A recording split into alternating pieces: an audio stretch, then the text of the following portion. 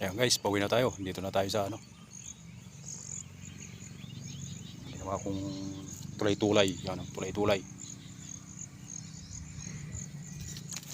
Ano. Talian natin ng CL Kerker sa Ilocano, sabi nila. Kaya ko alam kung anong Tagalog nito guys. Yung kawain to yung mga kawain na ginagawa nilang ano, pang ano sa punla na palay, bunubon sa Ilocano. Yan guys.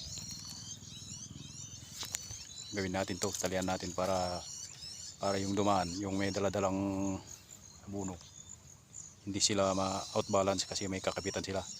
Yan guys. Kasi araw-araw ginagamit to. Yan. Malaki ring pakinabang to guys kahit ganitong mini tulay lang. Okay, thank you for watching guys. Sana hindi kayo magsawa sa aking video. Alright, God bless us all.